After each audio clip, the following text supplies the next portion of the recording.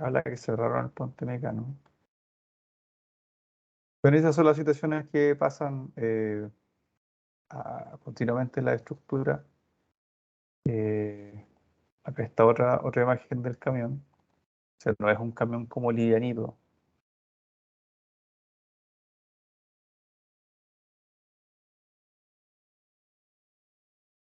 O sea, acá está el Mecano, como la vista en planta. Profe, Y bueno, sí, en esos casos, ¿quién asume los gastos de arreglar ese puente? en el ¿Se les corto paga un parte plazo, o algo? claro, mira, en el corto plazo es el ministerio, porque el Ministerio de Obras Públicas tiene lo que se llaman fondos de emergencia. Entonces, cuando hay alguna catástrofe, hay fondos que son para reparar estructuras, limpiar caminos, que son fondos de emergencia. Entonces, cuando hay situaciones que pasa esto, tú ocupas esos fondos y haces licitaciones de trato directo.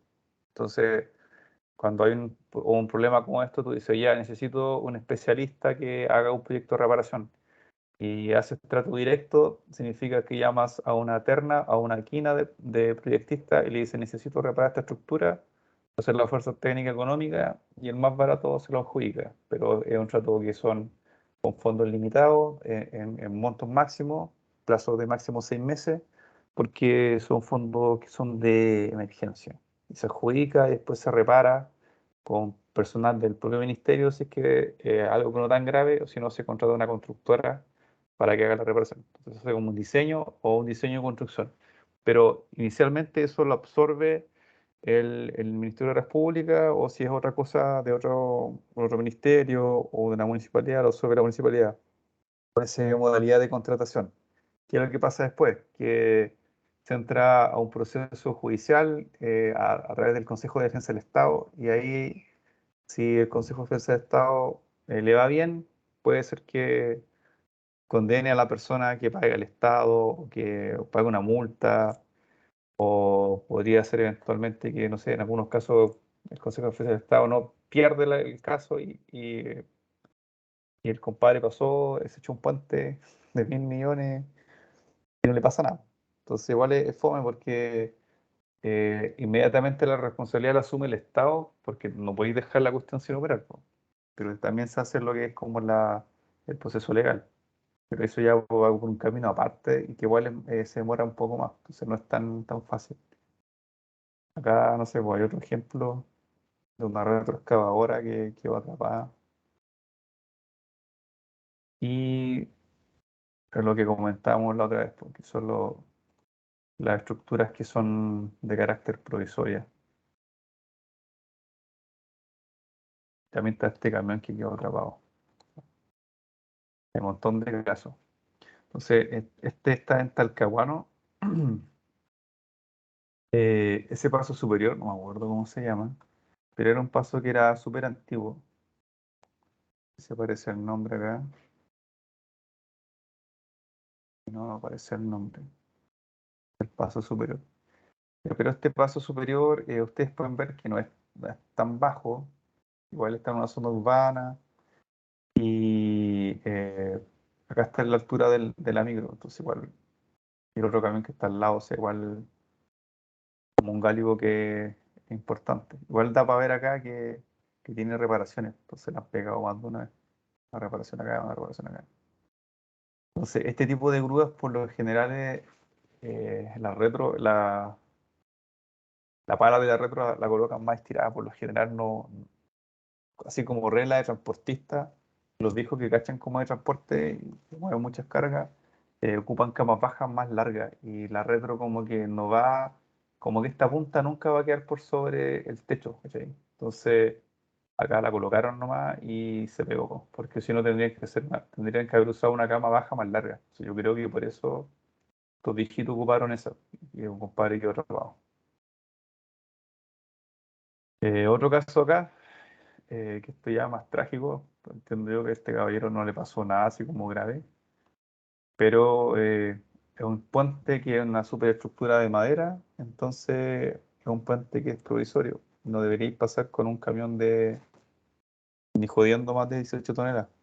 Entonces, como en la zona del sur, donde llueve mucho, la madera tú no sabes si está buena. Y el compadre se fue por el lado y se le fue. Y lo otro es que igual, o sea, yo no sé si en este caso, si el conductor se ha ido por el medio, que quizás no hubiese colapsado el tablero. Pero acá, no sé, se ve que el camión como que iba muy pegado al borde. Entonces, como que la parte, si tú te ves como por el medio, como que entre comillas tiene más sección y quizás aguantaría un poco más, no, no se sabe.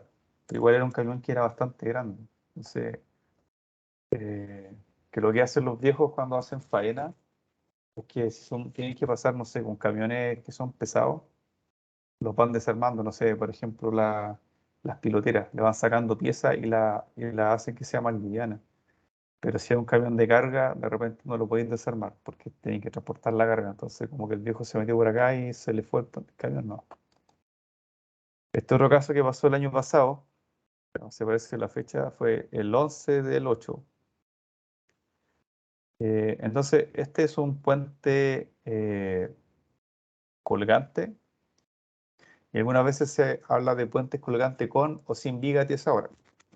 Entonces, la viga tiesa sería un elemento que estructuralmente va longitudinal y le da rigidez transversal a los tableros, rigidez transversal y también longitudinal. Eso se usa mucho cuando tú tienes puentes que son para uso vial, porque se va a generar un momento flector súper importante longitudinal. Esta pasarela, esta no era un puente, sino que era una pasarela peatonal que estaba hecha con un ancho suficiente para que pudiera entrar un camión a hacer mantenimiento a los elementos, pero no era un puente vehicular. Entonces, como no era un puente vehicular, no tenía viga longitudinal. Entonces, cada uno de los segmentos del tablero estaban separados. O sea, estaban unidos con elementos, pero no eran rígidos uno con respecto a otro. Entonces, ¿qué es lo que pasó? Que este caballero se metió por acá y están viendo superestructura de madera de nuevo. Nos dice que es un puente que no es de carácter como definitivo o no es para uso vehicular. Y este compadre se metió con un que acá tiene un eje simple, acá eje doble. Son como estos camiones madereros chicos, que son dos carros. El compadre quedó casado porque como no tiene la viga longitudinal, esta cuestión se separó y ahí está como el momento, el vector que se generó y se separó las secciones. Y ahí el viejo quedó atrapado. El tema es que la pasarela quedó con problemas estructurales y era el único lugar que tenía acceso a una localidad. Entonces, el compadre desechó el puente y esa cuestión probablemente sea del Servio quizá o no sé, alguna municipalidad. Y ellos tienen que conseguirse plata y no sé, como que de repente obras públicas a veces tiene más fondo porque como que el monto total que se le asigna por año igual es súper grande. Con respecto, no sé, a una municipalidad, esos fondos mucho más pequeños. Entonces igual es complicado. Entonces hay que tener cuidado con eso.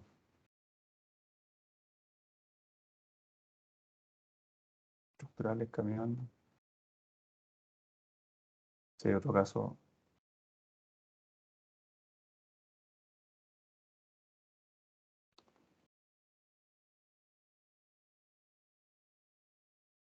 Acá también, pues, o sea, pasó lo mismo fue acá en el centro, fue en la 70 parece, ¿no?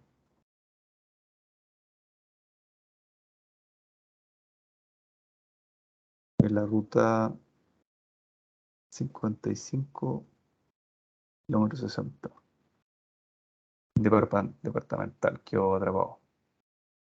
Pero acá igual era un camión que había tenido un accidente, está como quemado. Y era un camión hormigonero. Entonces estos camiones igual son súper grandes. Entonces como que igual ahí uno tiene que tener cuidado porque de repente tú pensás que podéis pasar, pero no sé, te podéis, no sé, parar y ver si pasa o no. Pero hay ojitos para que si el día de mañana tienen una constructora, cuidado con los pasos superiores, si no van a quedar casados.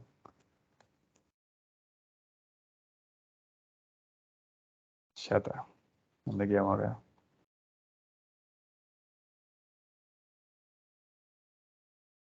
Ya, esto es lo mismo que había conversado anteriormente, pero aquí aparece como el monito más especificado, ¿cierto? La etapa de preinversión, inversión, operación, en el ciclo de vida del proyecto.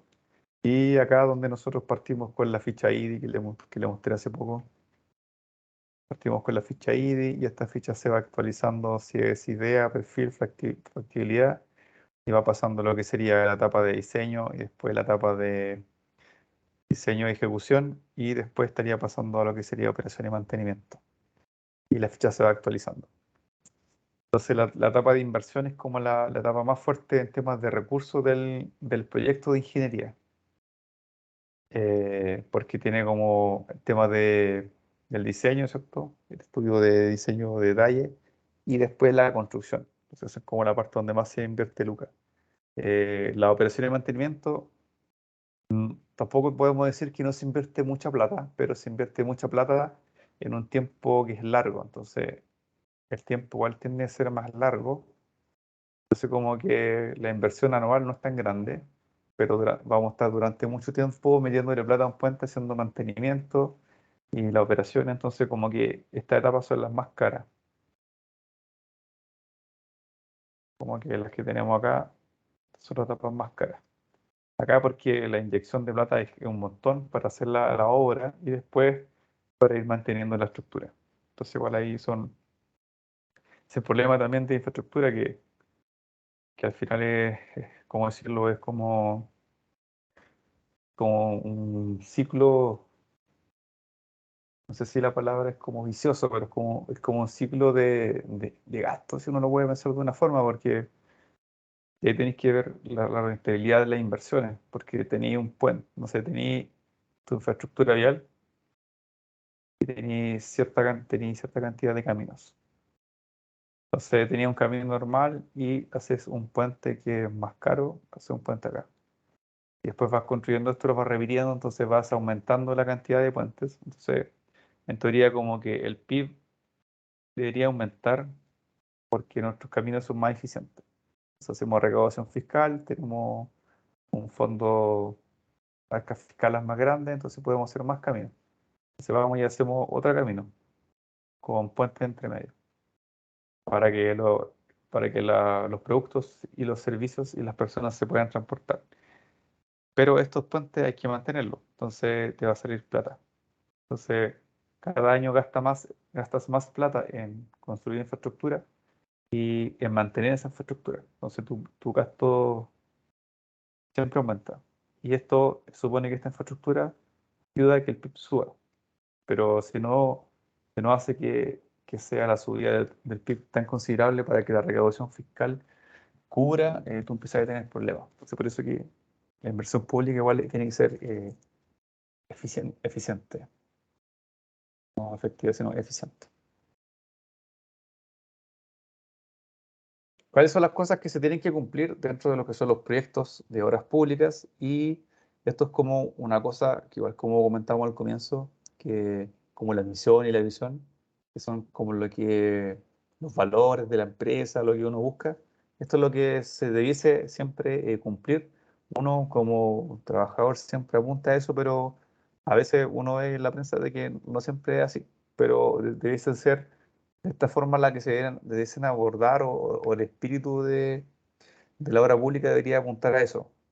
Entonces, primero que todo, dar debida atención a la ciudadanía y a las autoridades políticas regionales y locales. Eso es como uno de los objetivos de los proyectos públicos. Abogar porque los proyectos sean socialmente rentables.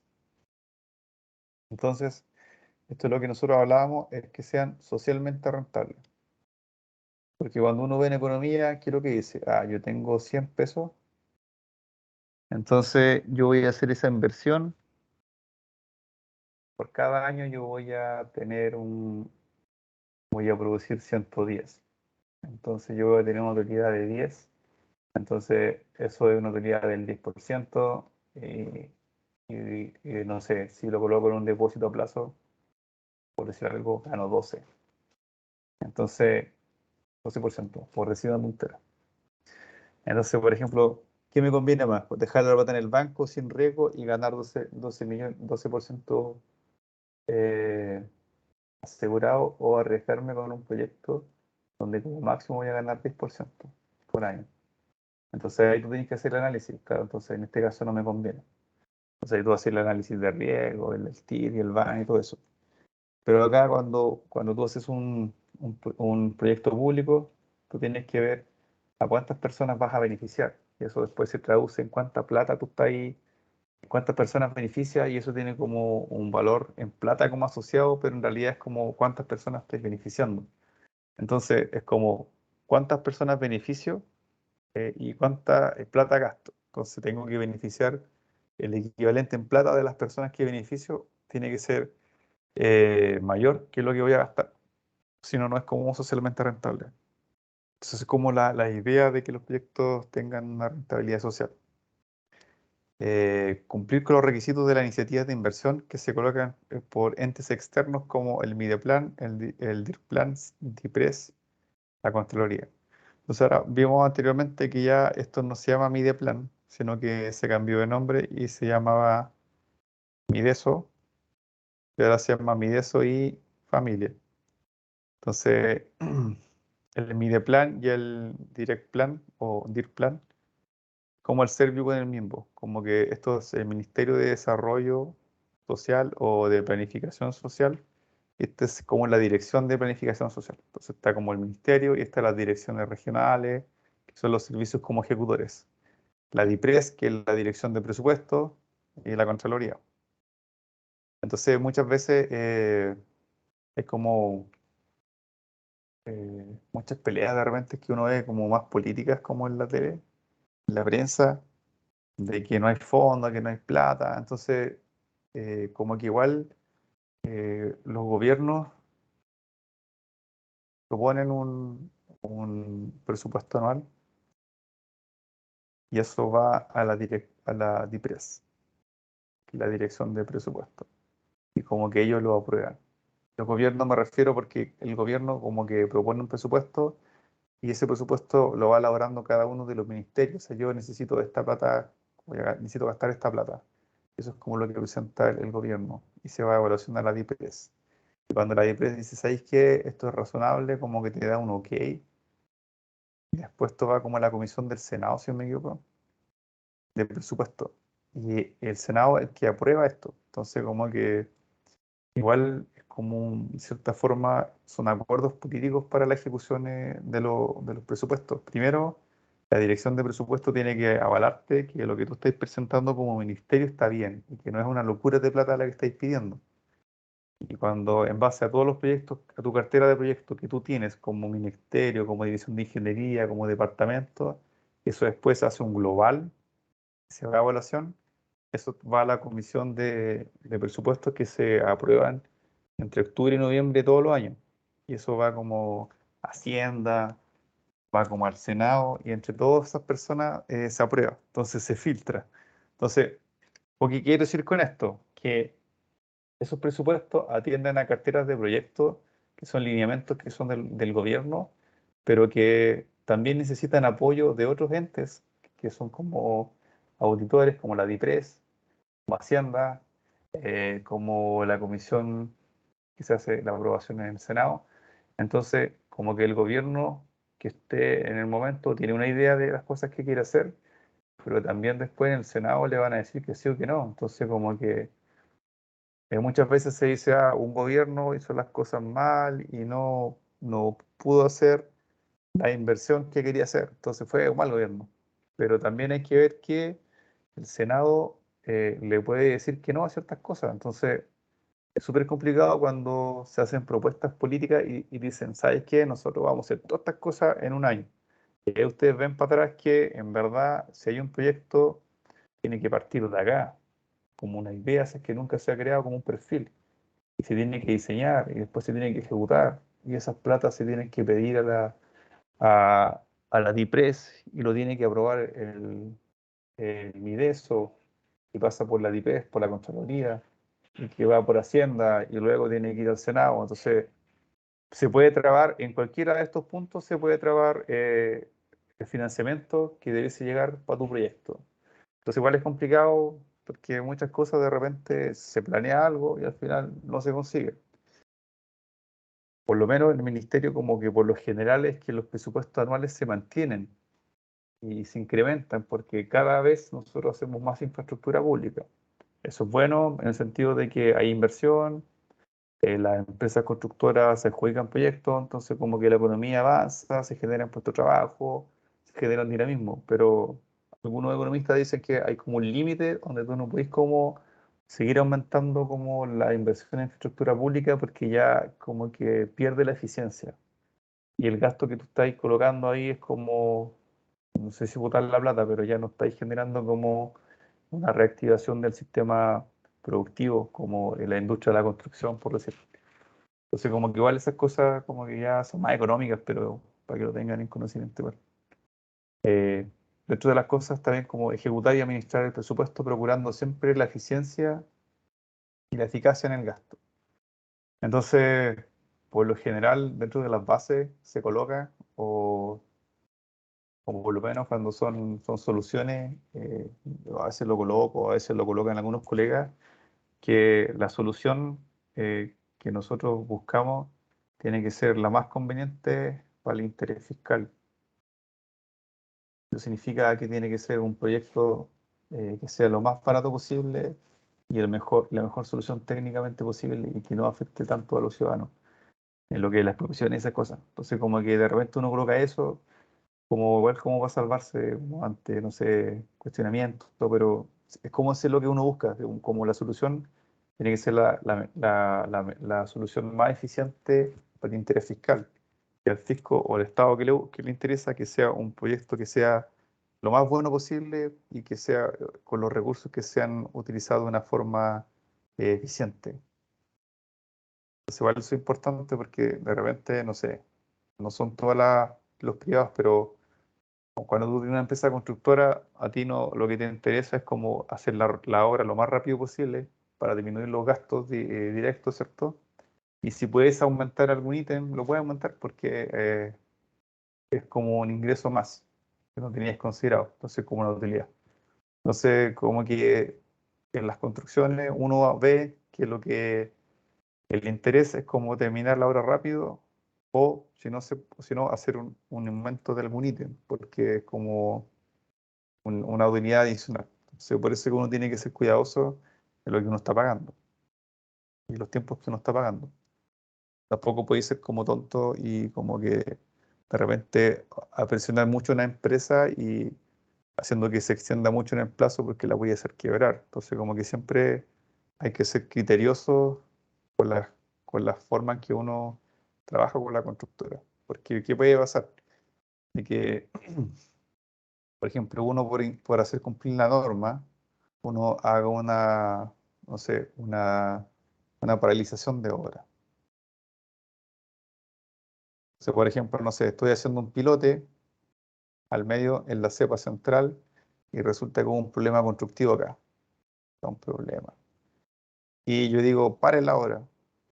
Y la constructora dice, no, pero podemos seguir en el archivo construyendo mientras tanto se soluciona el problema acá. Y uno le puede decir, no, no se construye nada más hasta que ustedes solucionen esto. Entonces, la empresa constructora podría haber seguido avanzado acá y no haber atrasado tanto el proyecto. Entonces, después, si ellos se atrasan y tienen que sacarle una multa por haberse atrasado, él puede decir, oye, pero el IF me dijo que no hiciera nada, pues entonces yo me atrasé no porque yo quería, sino porque me dieron una instrucción. Entonces ahí te puede rebotar a ti y te pueden sancionar a ti. Entonces, con ese tipo de situaciones, por ejemplo, uno tiene que ser como súper criterioso. O sea, siempre buscar que exista flujo de trabajo en la construcción de un proyecto y ir solucionando los problemas. Y si hay un problema que no se puede solucionar, atacar otro frente para que la constructora pueda seguir avanzando. Porque si no, esos tiempos muertos después te pueden comer la construcción. Entre otras cosas, se tiene que saber que conocer las normas, las reglamentaciones, métodos y procedimientos para dar una oportuna respuesta a las correspondencias y requerimientos. O sea, si yo estoy como dentro del diseño, tengo que saber la norma y las reglamentaciones. Y si estoy como parte de la tramitación de proyectos, sea como en preinversión, esas cosas, uno tiene que eh, saber cuáles son los métodos y procedimientos para que esto funcione bien. Y esto es importante porque muchas veces Mideso, ellos tienen como el criterio que tiene, no sé, el sectorialista de Mideso de la región de Atacama para realizar como una propuesta de proyecto no va a ser la misma que, no sé, el de Santiago. Y no es porque ellos hagan lo que quieran, sino porque son personas y cada uno tiene una metodología que atiende al lineamiento general, pero cada persona a veces tiene como sus particularidades. Entonces es súper importante que estas cosas de repente se conversen, porque, no sé, tú entregas un proyecto, no sé, en Atacama, y el viejo te dice, ¿sabes qué? Está súper bueno, te doy un RS. Tu proyecto tiene la ficha ID de resolución favorable.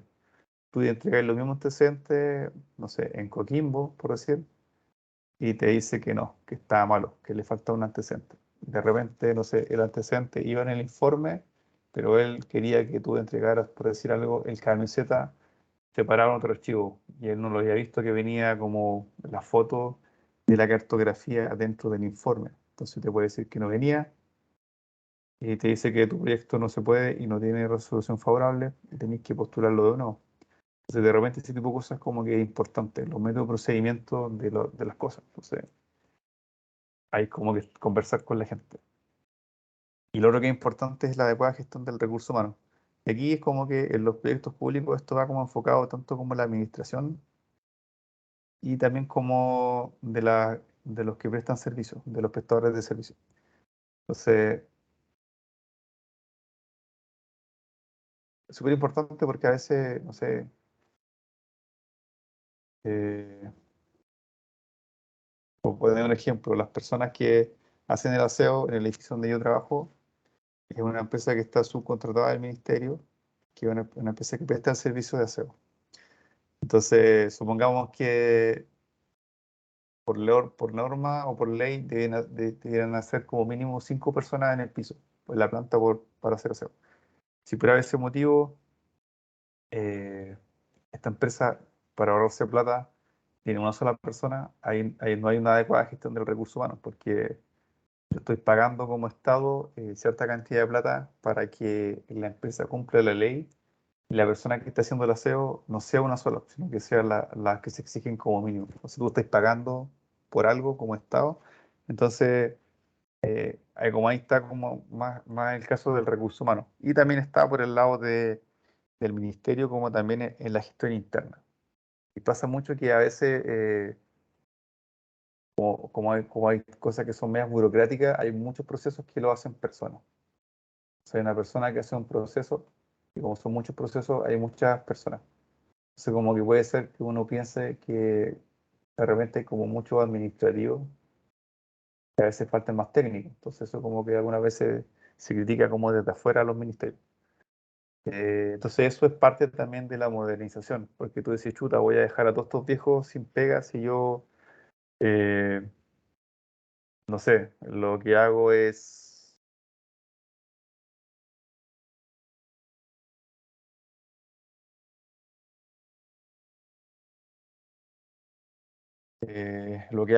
despedir a esa gente y automatizar ese proceso. O sea, también hay como situaciones intermedias y tú puedes decir, no, ¿sabes qué? Puedo generar una oficina de parte virtual. Entonces, ¿qué es lo que hago? Que el sistema sea mucho eficiente. Y eso es una cuestión que se implementó ahora en la pandemia, que una de las pocas cosas buenas es que presionó para la digitalización y automatización de algunas cosas. Entonces, por lo menos en el ministerio, en la Dirección de Vialidad se generaron oficinas, lo que era la oficina de parte virtual. La oficina de parte es donde tú entregas la documentación a un ministerio. Entonces, es una oficina que recibe documentación, correspondencia. Se llama oficina de partes y siempre hay personas que funcionan en cierto horario, entonces te dicen, ya, tal proyecto tiene que ser entregado al tal día, a hora máxima, a las 2 de la tarde. Y eso lo hace una persona. Entonces, si llegaste a los 3 y quedaste fuera de base y perdiste la licitación. Creo que con la pandemia esto se pasó a una oficina de parte virtual o digital. Entonces, tú generabas una carta de ingreso de un proyecto y había una, una plataformas que está dentro que es del sistema del ministerio, donde tú vas completando datos del proyecto, sale la persona que está revisando, y tú cargas ahí un PDF, lo que serían las cosas del proyecto, la carta de ingreso. Entonces tú la metes por acá y en este caso no despides a todas las personas que trabajan en la oficina de parte, porque ellas después tienen que hacer los procesos de asignación por sistema o de revisión de que efectivamente vengan los antecedentes. Entonces como que ellos trabajan dentro del mismo sistema de oficina de parte. Entonces como que de que un montón de personas hagan un proceso, tú como que ese proceso lo digitalizas y lo automatizas lo máximo posible y después las personas trabajan dentro de ese sistema a apoyar las cosas que todavía no se pueden automatizar o se necesita que una persona la haga manualmente. Entonces, como esa es una idea como del uso óptimo de los recursos con la utilización de plataformas digitales y del uso de herramientas que ya son tecnológicas que en muchos lados ya se ocupan hace un montón de tiempo. Por ejemplo, el tema del BIM para nosotros es súper complicado porque una de las cosas que es súper buena de BIM es que tú puedes trabajar de manera colaborativa. Entonces tú trabajas con BIM y trabajas de manera colaborativa, como por ejemplo el BIM Collab y todas esas cosas. El problema es que eso a nosotros nos genera problemas administrativos, porque las bases técnicas y los reglamentos hablan de que el proyecto se ingresa por el consultor se lo manda al IF y el IF se lo manda al revisor. Entonces, aquí hay plazos de respuesta para las cosas. Y después que lo revisa, yo le reboto esto al IF y se lo reboto al consultor. Entonces, esos plazos de respuesta están definidos por base. Y si el consultor no los cumple, el consultor se lleva una multa si no responde o no ingresa los proyectos dentro de los plazos establecidos por reglamento, por base, etcétera. Pero ¿qué es lo que pasa? Que cuando tú trabajas de manera colaborativa, tienes un proyecto. Tienes un proyecto, ¿cierto? Y resulta que yo entré a la plataforma colaborativa y hice un comentario. Dije, oye, ¿qué pasa en el eje A? Y él va al consultor y me responde, así como esta respuesta me dice, estamos trabajando en la actualización. Pero yo, yo realmente quedo conforme con esa respuesta, hoy estamos trabajando, hoy la cambié, porque yo tengo que dar después un visto bueno estructural, de que sí, está bueno, se puede construir. Entonces, cuando esto es una conversación, entonces en N partes del proyecto se van a hacer un montón de conversaciones.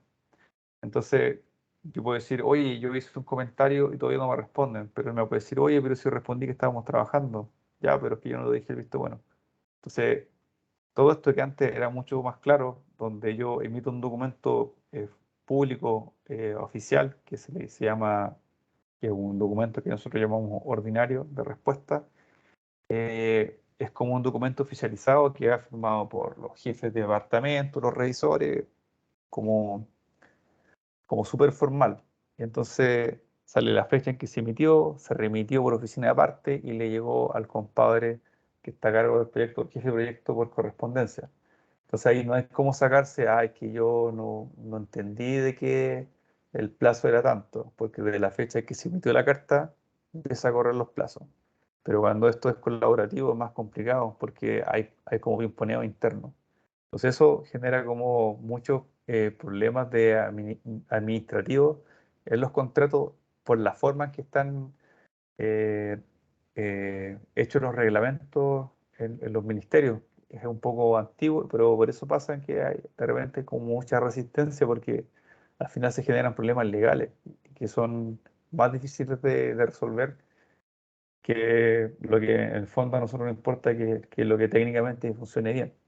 Entonces, esas son como algunas cosas que de repente son bastante mejorables.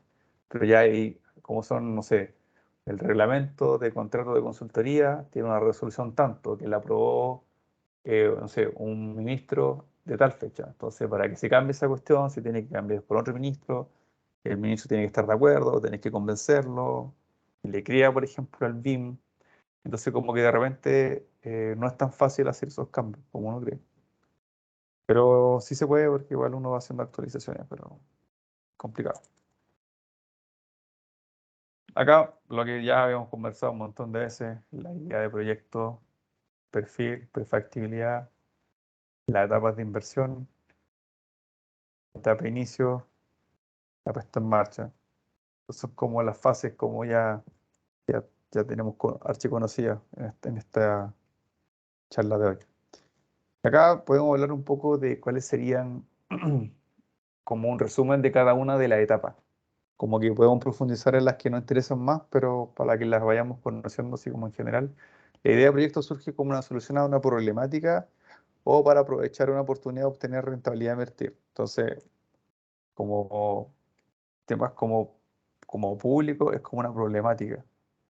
Rentabilidad de invertir, o sea, nosotros como vimos acá, todo lo que es inversión pública, en el fondo es un gasto público que va a beneficiar a la persona. Entonces no es como una rentabilidad de que yo me voy a hacer millonario con ese, compré Bitcoin y me hice millonario. No, esta cuestión no es así. Entonces como que esta visión es más como de la parte privada, una oportunidad de obtener rentabilidad. Para nosotros es como más enfocado a resolver una problemática. Esto podría así pasar para las empresas públicas, que no es el caso de los ministerios. Como podría ser, no sé, Codelco,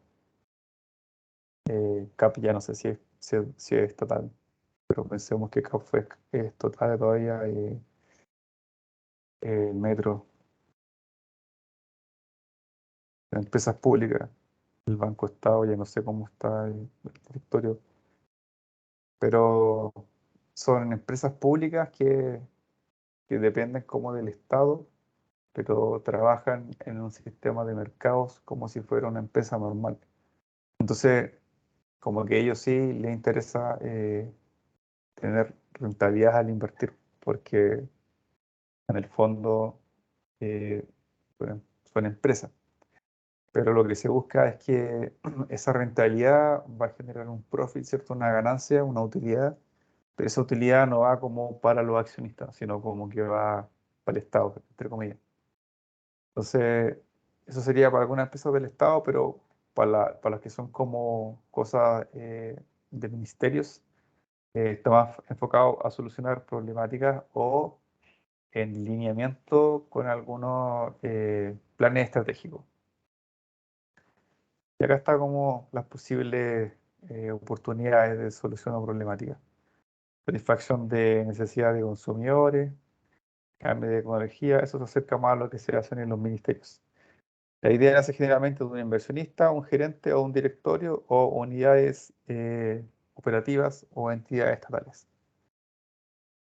Entonces, para lo que son organizaciones públicas, como que está enfocado a entidades estatales y los directorios, o que podrían ser, no sé, como los gobernadores o como el gobierno central.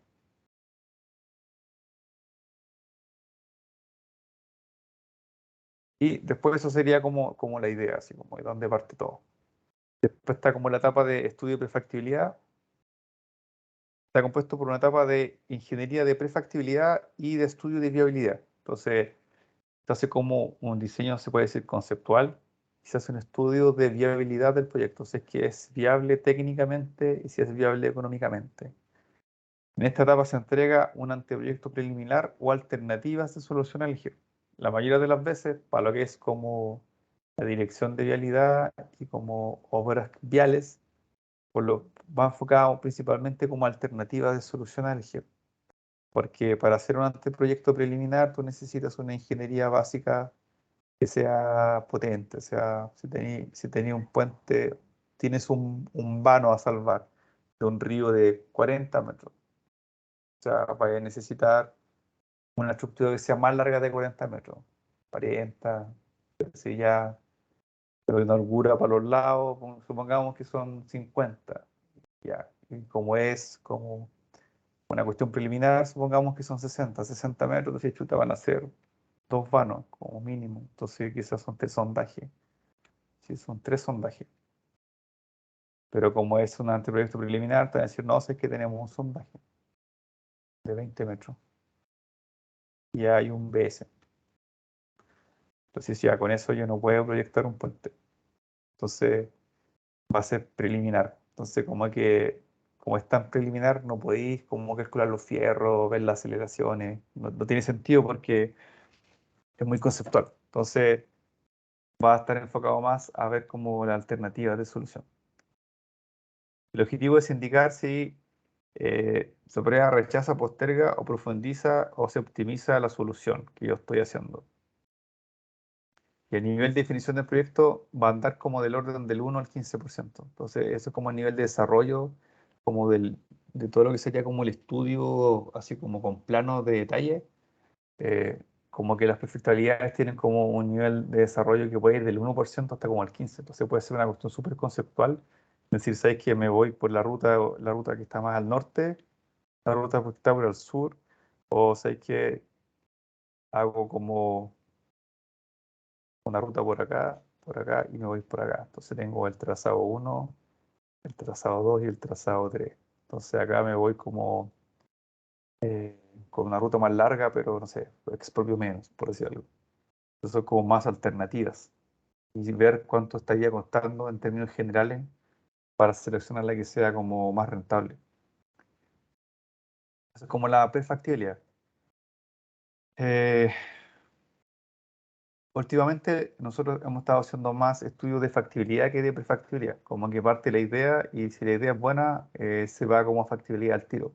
Entonces como que, porque la diferencia como en ingeniería básica y plazo es casi la misma, entonces como que en el fondo no tiene como mucho sentido hacer como la diferencia en algunos proyectos. Entonces como que se va directo a ver la factibilidad como técnico-económica de un estudio y se analizan las ingenierías básicas para ver un proyecto preliminar. Avanzado no sé si tanto, quizá avanzado más en el nivel de propuesta de caminos.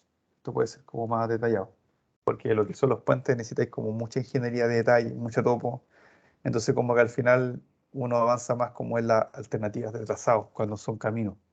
Ya tenía un puente que va solamente una reposición de puente y no tenéis más alternativas de ubicación porque va en el mismo eje existente y ahí tú puedes meterte como con un puente y ver la factibilidad económica antes de llevarlos a etapa definitiva. Pero como avanzar mucho en los trazados de puente no tiene sentido. Es como más mejor hacer un avance como en la definición de los trazados y como que la definición de los puentes llevarla para la etapa de estudios que son de diseño definitivo.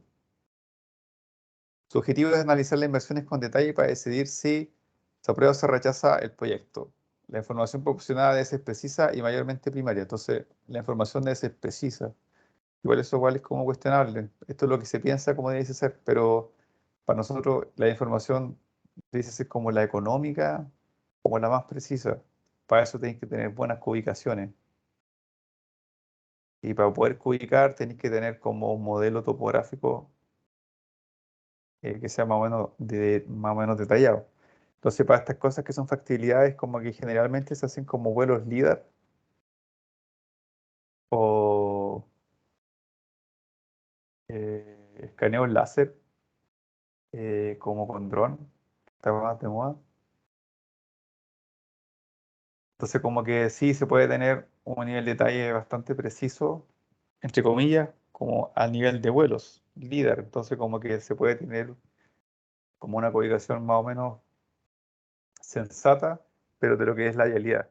Porque cuando tenéis como vuelos LIDAR o vuelos dron de nivel de detalle no tan grande, como tú como en elevación, podéis tener de repente variaciones de más o menos 10 metros o 5 metros en elevación. Si tú tienes, por ejemplo, bosques, como que esto ya se dispara mucho más.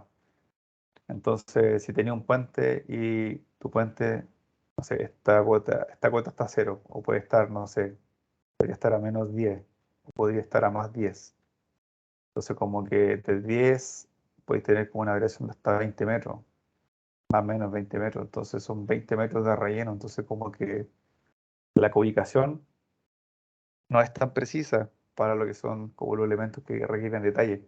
Para los caminos sí, porque como es longitudinal, como tú mueves todo el eje.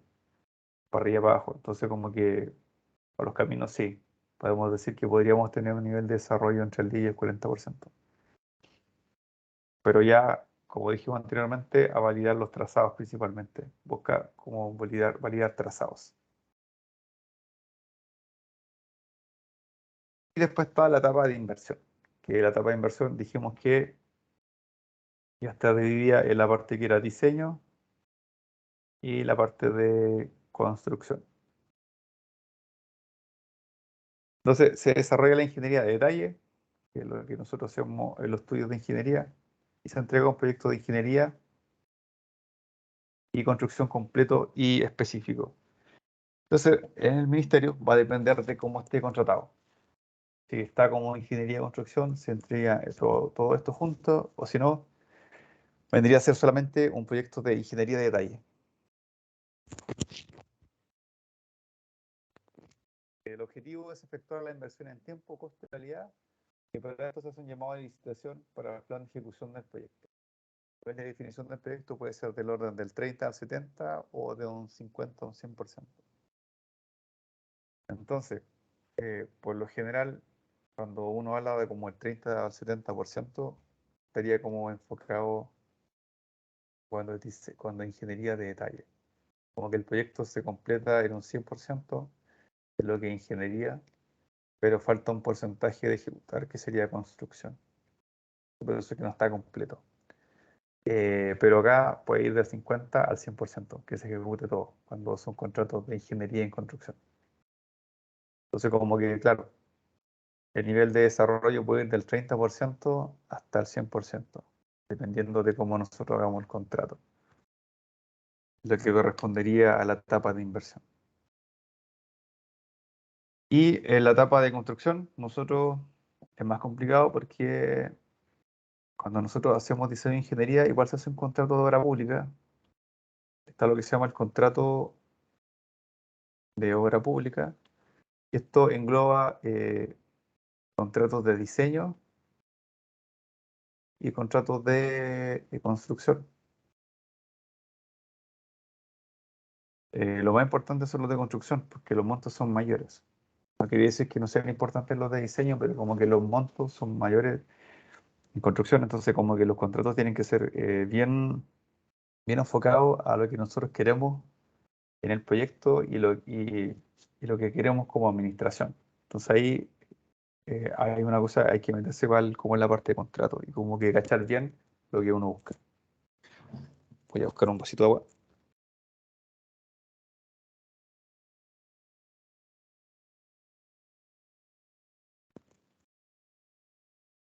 Entonces, en la etapa de construcción, nosotros vamos a tener sí o sí un contrato y nosotros como que nos volvemos a la parte como de administración y decimos, oye, ¿qué es lo que es un contrato? Y que lo que dice un contrato es un acuerdo mutuo de voluntades donde interviene una o más personas, que pueden ser naturales o jurídicas, que crea y o transmite derechos y obligaciones a las partes en conformidad de la ley. Se transmite derechos y obligaciones a las partes en conformidad a las leyes. Esta parte es súper importante y igual es fome porque cuando uno, no sé, como cuando uno trabaja como en el ministerio, uno como que igual se pone como la camiseta con la pega y dice, no, eh, trabajo en el MOP, entonces yo tengo que hacer cumplir la ley y todo el cuento. Sé que lo que pasa es que como siendo así como súper camiseteado y como hablando en términos como de las leyes, eh, cuando hay un contrato, cuando era pública, la constructora tuvo que haberse leído, la constructora, para poder adjudicarse el contrato, él tiene que haber presentado una oferta técnica y económica. Y con esa oferta técnica económica, que era la más mejor, nosotros le adjudicamos el proyecto de construcción. Entonces, lo que no puede pasar es que la empresa me diga, la empresa constructora me diga, oye, ¿sabes qué? Estoy complicado de trabajadores, entonces no te puedo entregar en el plazo, no puedo cumplir el plazo, porque estoy corto de plata y estoy corto de viejo, entonces no puedo cumplir el plazo.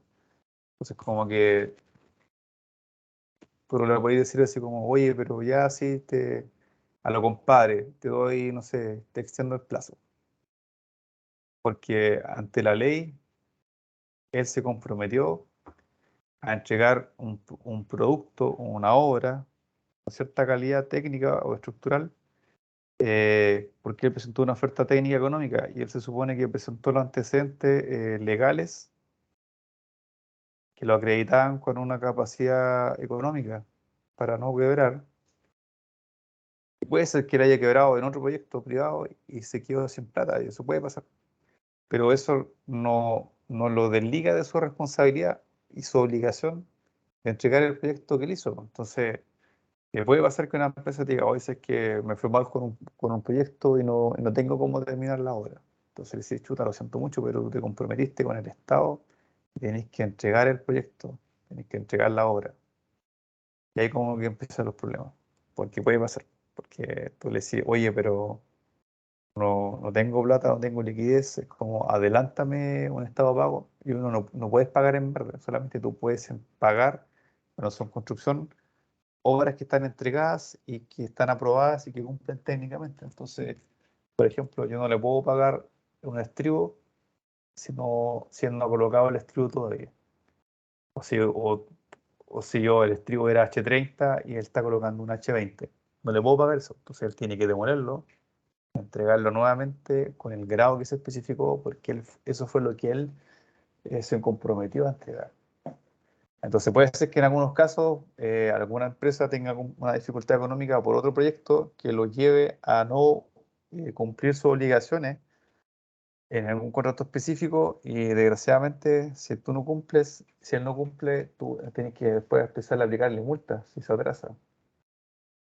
Entonces si él no tiene cómo pagar las multas, los estados de pago tenéis que descontárselas de las boletas de garantía que hay en el banco y puede ser que la empresa quiebre. Entonces eso es complicado porque eh, hay obligaciones que son súper fuertes en los contratos de obra pública, porque como son plata de todos los chilenos, y ustedes vieron todos los trámites que hay que hacer para conseguirse esa plata, que después no puede quedar la obra botada. Aún así, uno ve que de repente quedan algunos elefantes blancos que quedan como a medio. Y eso porque puede ser que la empresa quiebre, si las empresas no son inmortales, o sea, no son como infalibles, funcionan con personas y no sé, si tú colocas a alguien sin experiencia, pues se puede equivocar. Entonces, es súper complicado el tema de la construcción de un contrato de obras públicas. Y eso como resumiendo, así como ya cerrando, así como para no latearlos tanto, es que los contratos de obra pública son mucho más, no sé si la palabra es abusivo, pero tienen muchas más obligaciones que un contrato que se hace por lo general entre una inmobiliaria y una constructora. Entonces, las empresas como que hacen obras públicas, en teoría, dicen tener mayor capacidad económica o demostrar mayor capacidad económica, porque el Estado es súper exigente con eso, y demostrar que efectivamente tiene una vasta experiencia. Entonces, la cantidad de experiencia que se pide es grande, se pide que tengan una capacidad económica importante, se tienen que presentar boletas de garantía, que significa que para que la empresa no se vaya y deje botado el proyecto porque le sale una hora más grande, hay una cuestión que se llama boleta de garantía, que es como es un porcentaje de plata del contrato que puede ser del 5 o del 10% del contrato, que la empresa deja como en prenda en un banco a nombre del ministerio, que es como una especie como de cheque en blanco, o sea, no en blanco porque ya tiene un monto. Entonces, si la empresa se va, el Estado se cobra de ahí esa plata. Entonces, como que recupera un porcentaje. Y las multas, si no se pueden pagar, también se pagan de ahí. Entonces, es como de cierta forma, es como amarrar a la empresa y en el caso que haya algún problema, como que de esa plata se paga como el Estado lo que pueda recuperar de alguna forma. para después cumplir los derechos sociales a los trabajadores en caso que alguna empresa quiebre. Como esta introducción a los tipos de contratos, nosotros vamos a tener diferentes modalidades de contrato en construcción. Entonces, hay algunos contratos que son, acá está como la parte de puesta en marcha, pero acá está como la parte de los contratos. En construcción, es puesto a prueba y comienza a operar lo que establece los exámenes periódicos ya. Entonces acá como hablando en términos generales, ¿cuáles son los tipos de contratos que se utilizan en obra pública? Los vamos a ver así como súper en general. Están los contratos suma alzada, los contratos a serie de precio unitario, los contratos por administración delegada, y esos son como los principales. Entonces, el más utilizado diría yo que es el de serie a precio unitario. Después vendría el suma alzada, que son cuando son contratos más chicos o cuando son contratos muy complejos. Y después está como el por administración delegada. Entonces, el contrato subalzado es un contrato mediante el mandante genera la entrega del diseño, eh, y las cantidades y volúmenes de obras son de responsabilidad del contratista dentro de márgenes definidos. El valor pagado es único, global y total, independiente de la cantidad de trabajo ejecutado, pudiendo estar sujetos a reajustes definidos. Entonces, un contrato de suma alzada que es súper importante y que está en ejecución en el sur de Chile sería el contrato del Puente de Chacao. Entonces, este contrato es de suma alzada y se adjudicó por una suma, no me acuerdo el valor exacto, pero según yo era aproximadamente 700 millones de dólares, más o menos. Si no me equivoco, eso, puedo estar equivocado. Entonces, el valor del contrato total es ese. Entonces, si los viejos se equivocan y hacen un pilote mal, jodieron. Es como pérdida que tienen que absorber. Entonces, hay ventajas y desventajas, tanto para el mandante como para el contratista. Entonces, contrato suma alzada. ¿Cuál es la ventaja para el mandante? Que es cómodo para el presupuesto porque se paga un global. Entonces, cuando usted termina completamente la obra, se paga por completo. O si tú puedes definir pagos intermedios para cierto ítem, se puede hacer, pero por lo general son como contratos globales.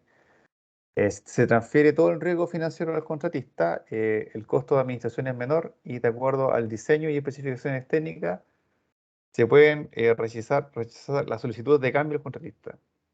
Como ya se definió en algunos casos un anteproyecto o un proyecto como bien detallado, yo quiero esto, quiero, no sé, A, y tú me tienes que entregar A. Y el monto total va a ser, no sé, 100. Entonces, esto no se cambia. Y si te equivocáis y no me hacía, me traéis B, lo siento, tenéis que traerme A después, aunque te gasté el doble de plata. Eso ya es culpa tuya. Entonces, como para el mandante, eso es súper cómodo. La desventaja es que tienes que tener un diseño certero. O sea, el diseño que tú hiciste antes tiene que ser súper preciso para que no existan problemas constructivos que te aumenten los gastos. Estás expuesto a una mayor exposición de reclamo. ¿Por qué? Porque si hay alguna cosa que entre medio no quedó clara en el diseño, después se resuelve como en conversaciones técnicas y eso genera un aumento en algunos montos o algunas cantidades de obra. eh, El contratista lo va a querer cobrar, pero como es una suma alzada y no se puede aumentar, no se puede aumentar el contrato. Entonces va a tener una reclamación, un claim. Y eso después se judicializa y se resuelve después que se liquide el contrato. Pero está más expuesto a reclamaciones. No captura la experiencia de diseño y ejecución del contratista y la oferta del contratista está limitada a las bases. También hay falta de sugerencias creativas y las ofertas alternativas son escasas. Como se tiene que entregar algo súper como definido, como que el contratista no va a empezar a inventar como alternativas porque si se equivoca lo va a tener que absorber eso. Para el contratista, ¿cuál es la ventaja? Que hay mayor control, hay una oportunidad para mejorar la eficiencia del resultado, es apropiado para obras de ejecución sencilla y apropiado para obras con pocos riesgos previsibles. Entonces, estos primeros dos puntos Es como intentar ver el vaso medio lleno, porque tú estás obligado en realidad a tener mayor control sobre el trabajo y hay una oportunidad para mejorar la eficiencia. O sea, tú en realidad estás obligado a tener un mayor control como contratista y esta oportunidad es como una obligación de mejorar la eficiencia de los resultados, porque si no, si empiezan a haber ineficiencias dentro de los procesos, lo que tú previste como contratista te va a comer eso y ya las utilidades posibles que tenías se te van a ir a cero o puede estar negativo. Y también lo que sí se acá es que es apropiado para obras de ejecución sencilla y para obras con poco riesgo previsible. Esto, si uno lo ve con el puente de Chacao, no es una obra sencilla, no es una obra que pueda tener poco riesgo previsible porque está en una zona austral, en zonas que son marítimas, con megaestructuras, hormigones masivos, cantidades de aceros que son importantes, grados de acero que no son los tradicionales, donde no puedes utilizar traslapo y tienes que usar conectores mecánicos. Entonces, es una cuestión que, o sea, de verdad, si uno lo piensa, como que no es para hacerlo como contrato suma alzada, pero para el Estado es conveniente porque no tiene que hacer aumentos de hora. Entonces, como así siendo comerciante, a ti te conviene que sea suma alzada como pagador, porque es más difícil que te hagan aumento. Pero como contratista, es como lo peor. La desventaja es que se genera una relación difícil con el propietario por los cambios, porque no se aceptan los cambios.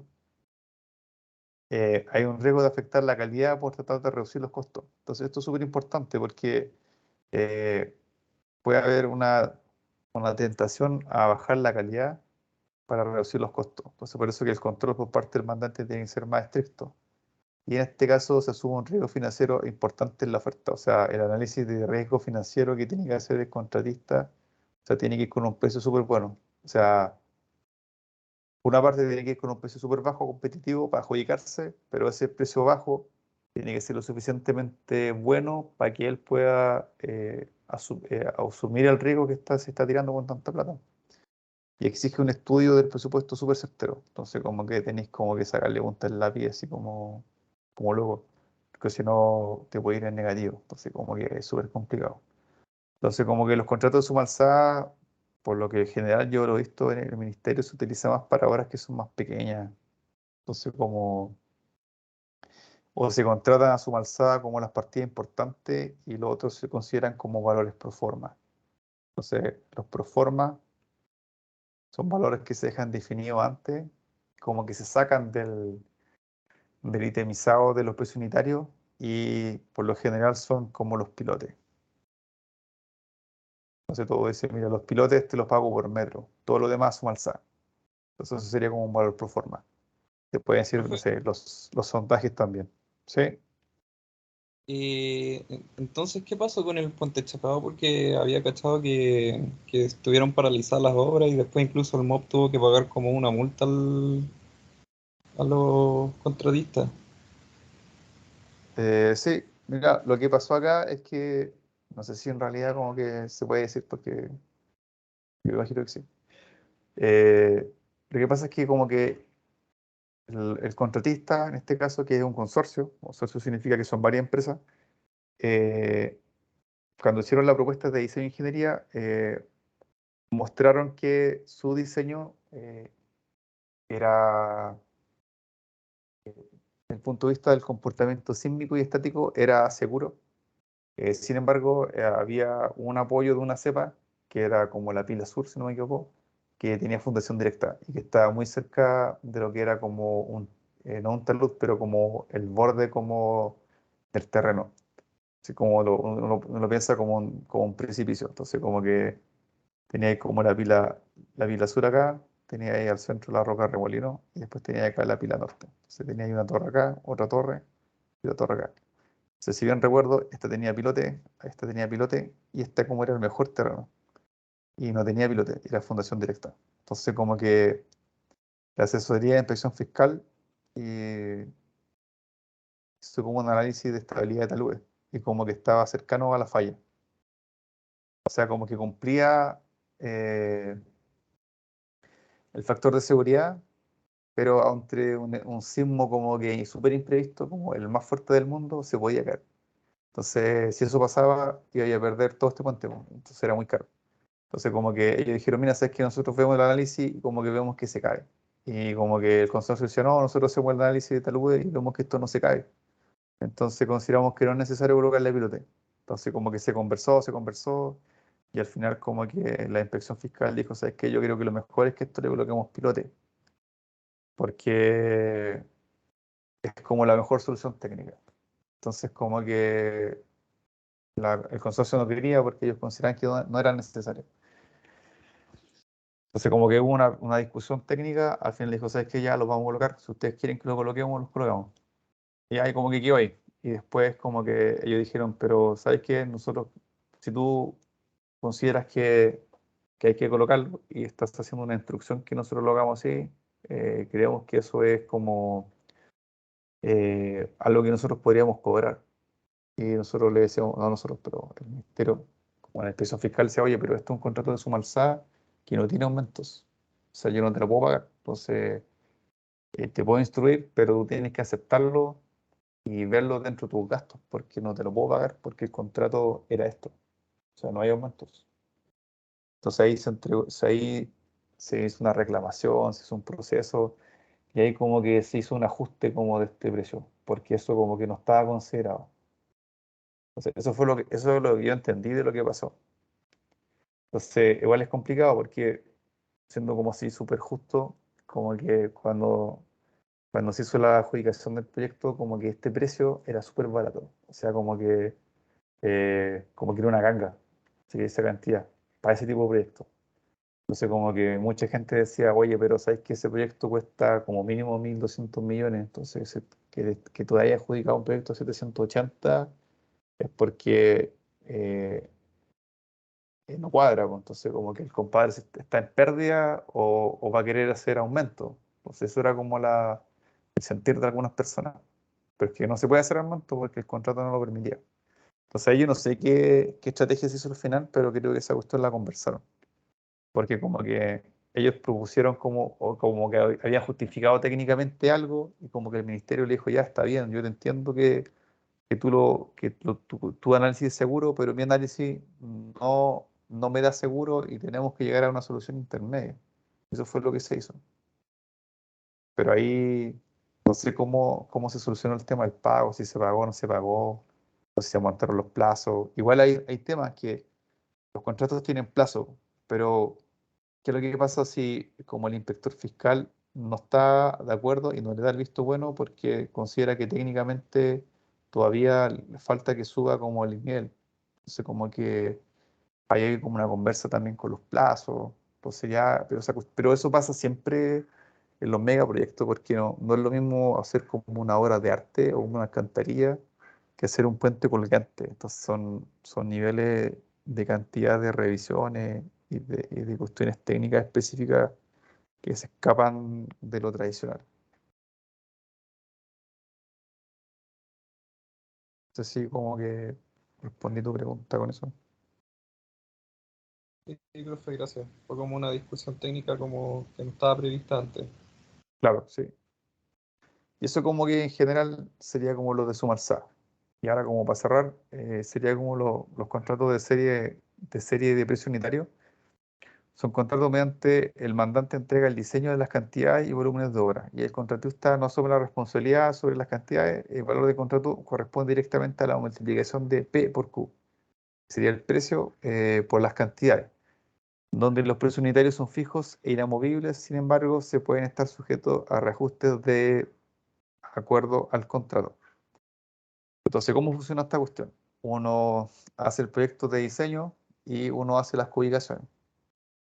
Y esas cubicaciones tienen que ser lo más precisas posible para poder estimar el valor del proyecto.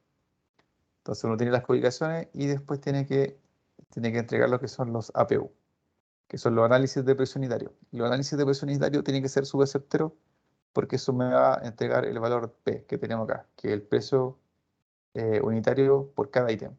Y esos análisis tienen que ver como la inflación, la zona donde está ubicado, la expertise de los viejos. No es lo mismo, no sé, hacer un puente de acero que un puente de hormigón, los materiales, si está muy lejos, si está más a la cordillera. Entonces, como que se hace un análisis bien completito de cuánto va a valer el precio. los valores de Calama no son los mismos que Puerto Montt, entonces como que hay todo un análisis. Y ahí nosotros tenemos el precio unitario de nuestro ítem. Y las codificaciones que son certeras nos dan nuestro valor Q. Entonces ahí tenemos el análisis de precio unitario. Nosotros entregamos este itemizado con las codificaciones y los precios unitarios y decimos nosotros, vamos a licitar este proyecto y tenemos Q, tenemos P y nos da el valor del contrato. Y eso es como un valor que se entrega como el presupuesto. Entonces, que es el que entrega el Estado, que es como el mínimo. Que es como lo que el Estado piensa de que va a costar el proyecto. Y después la empresa hace una oferta técnica, económica, y dice, no, yo creo que vale, no sé, si esto vale como 10, yo creo que vale 12. Y la oferta que dice, no, yo creo que vale 15. Y de repente hay uno que puede ser kamikaze y dice, no, yo creo que sí, yo le creo, vale 10. Y voy por 10. Y se juega por 10. Pero después, si se quedó sin utilidades, lo que va a buscar es compensar eso aumentando las cantidades de Q, porque los precios son fijos. Entonces, como que chuta, mira, tuve que hacer un pilote más largo, tuve que hacer más sondaje, ir acá, tuve que hacer más relleno porque el suelo estaba malo, no sé. Entonces ahí como que se tiende como a compensar con la cantidad de horas ejecutadas. Igual como digo anteriormente, hay ventajas y desventajas. Para el mandante hay menor riesgo económico. Si las cantidades se encuentran definidas, se acerca a una suma alzada de menor riesgo. Significa de que si están bien definidos los valores y las cantidades, como que hay poco riesgo. Entonces se parece más como al nivel de riesgo que tendría en otro tipo de contrato. Y los trabajos adicionales de acuerdo a los valores ofertados por el contratista por precio unitario. Entonces, si hay que aumentar más sondaje o más pilote, por ejemplo, que siempre es lo que se aumenta, el precio tú ya lo sabes, porque se ofertó antes, entonces el precio ya está fijo. Entonces, lo importante es que tú todos los ítems que necesites en la obra lo coloques en el presupuesto. Porque si de repente, no sé, pasó en un contrato, yo vi que había que hacer excavación en terreno de cualquier naturaleza. Y el inspector fiscal que hizo las bases no puso con agotamiento en APA. Entonces puso excavación en cualquier terreno, pero no puso que tenía que incluir el agotamiento en APA. Estaban haciendo y el constructor dijo, oye, pero hay NAPA acá, tengo que hacer agotamiento.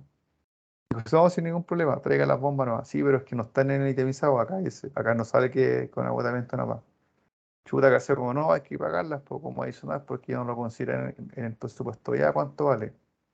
Ah, vale tanto. Y eso puede ser, no sé, 3 veces lo que sería como el valor original de mercado. Entonces ahí como que hay que ser cuidadoso. Todo lo que tú colocas, todo lo que tú vas a necesitar tiene que estar colocado, porque si no el precio después se define con el contratista como ya en obra, y ahí como que el precio es más caro siempre. La desventaja es que no necesariamente llega a una relación ganar-ganar, existe posibilidad de que las cantidades requeridas superen lo estimado, si no existe bien el presupuesto, y el precio unitario para partidas nuevas puede ser más elevado que lo esperado, eso es lo que comentaba anteriormente. Entonces eso es el problema, te pueden cobrar más caro por las partidas que no están consideradas. Para el contratista la ventaja es que se limita el riesgo técnico. Una buena gestión del presupuesto permite fijar valores de ítems adecuados y maximizar la utilidad. Como el viejo ya sabe cuánto va a ocupar de todo, puede hacer contrato con, no sé, con la empresa cementera, le puede decir, mira, ¿sabes qué? Yo hice un presupuesto por 10 y necesito, no sé, 500 metros cúbicos de hormigón H30. Así un descuantito, puta, cóbrame 9.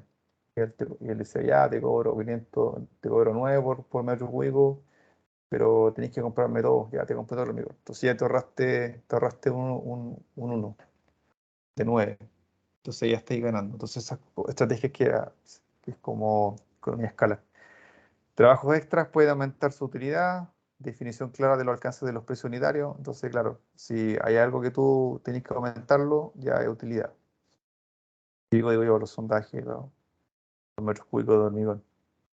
Desventaja, el resultado depende de una adecuada labor de presupuesto. Se debe establecer fórmulas de ajuste al valor de los ítems en caso de ejecuciones prolongadas. O sea, si nosotros vamos a estar 5 años vamos a tener el aumento del IPC, ¿cierto? Entonces eso es por causa de la inflación, de la devalorización de la plata. Entonces, si, no sé, empezaste tu proyecto y justo empezó la guerra de Ucrania con Rusia y aumentó el valor del acero y eso te subió, no sé, un 10%, y eso no estaba considerado en el contrato.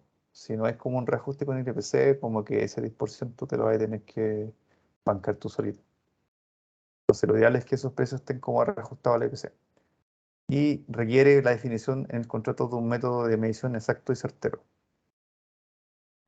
Lo entretenido del manual de carretera es que, no me acuerdo cuál es el volumen, tiene que ser el volumen 5, que es de las especificaciones técnicas. Se indica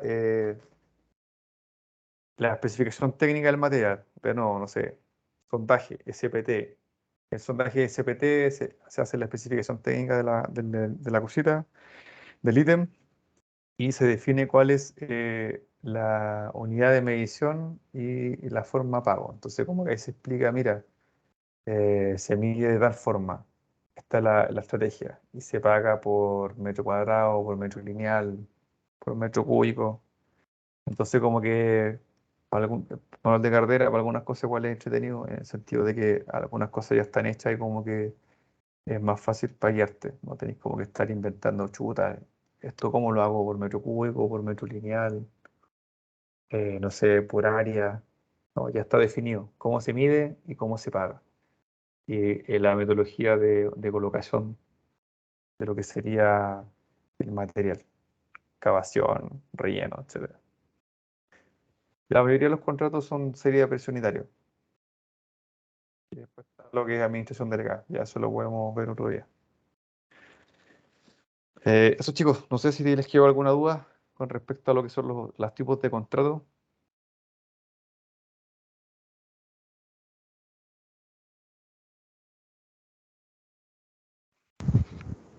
No, profe, no me quedó, pero igual, obviamente, como está en video, se tiene que volver a revisar. Ya, cualquier cosa, le doy una revisada a la grabación. Les voy a subirlo. He estado subiendo el material a Reco, así que cualquier cosa, si no lo pillan, ahí me avisan. Pero lo he estado cargando el material ahí para que lo puedan revisar. Así que yo voy a revisar los archivos y los voy a subir para que lo tengan acceso el fin de semana. Así que nos estaríamos viendo la próxima semana, chicos y chicas.